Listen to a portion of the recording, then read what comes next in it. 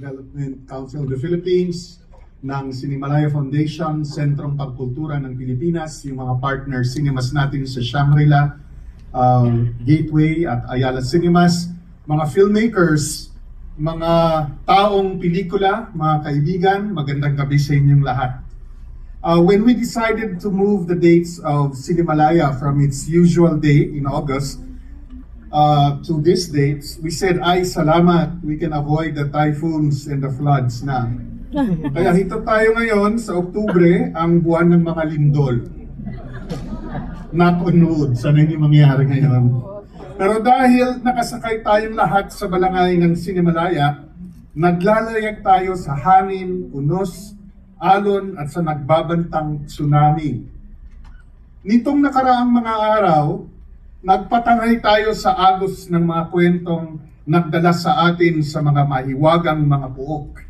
Sumisid sa kalaliman ng alaala, kalungkutan at puot. Hinarap ang mga halimaw ng disinformasyon at patriarka. At tulad ng mga magaling na mandaragat, ginawang kaibigan ang unos at alon upang maaninag ang mga kakaibang pananaw.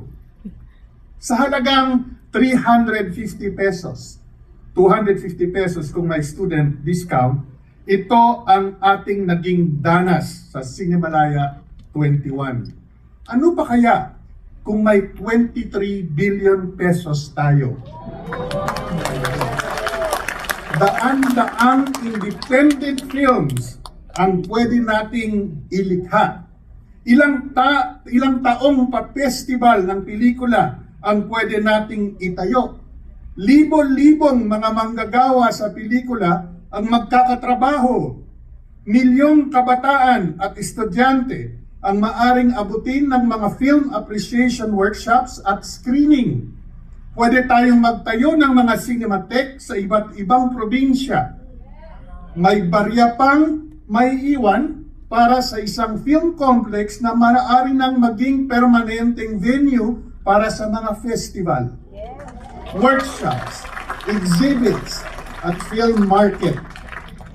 Pero sabi nga ni Mike De Leon, kung mangarap ka, magising. Pero may hatid namang pag-asa. Ang umaga dahil natanggap natin ang balita na maraming napanalunan ang mga pelikulang Cinemalaya Batch 2024 sa Gawad Urian. Best Picture ang Alipato at Loob ni J.L. Burgos. Nabingutin niya ang Best Editing at Best Documentary. Best Direction naman ang ginawad kina Arlie at Richard Salvadito para sa Tumandok. Best Supporting Actor ang yumaong si Felipe Ganancial. Best Music para kay Paolo Almaden at sa mga ati ng Kabarangkalan at Nagpana. Best Screenplay para kay Arden Rod Condes para sa Tumandok. Best Actress para kay Arisa Nakano ng Kono Basyo. Best Cinematography kay Dan Villegas para din sa Kono Basyo.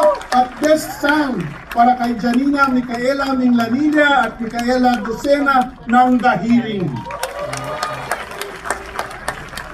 Magandang balita din ang dala ng box office reports. Kumpara sa ticket sales na 5.8 million noong nakaraang taon, inabot tayo ngayong taon sa 13.4 million. Ang combined box office ng Shang, Ayala at Gateway Cinemas, more than 100% increase ang ticket sales. Ang reach natin last year was 30,000. Ang reach natin ngayon ay 32,000. Sinyales ba ito ng patuloy na paglawak ng tinatawag natin na footprint ng Cinemalaya sa labas ng CCP? Yes. At kung patuloy yung trend na ito, ay lalampasan natin ang ating revenue na nakuha pre-pandemic kung patuloy ang trend na ito sa susunod na taon. Patunay ito na sa karampot na budget at sa matinding pagpupunyagi na ikikwento ng ating mga filmmakers ang buhay kamatayan, kinasadlakan, pinagtagumpayan ng ating mga buhay-buhay bilang Pilipino.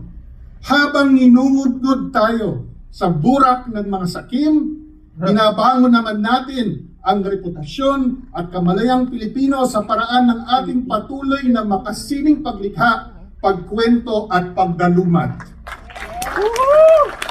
Tayo ang hangin, tayo ang alon, tayo ang nagbabadyang unos ng pagbabago.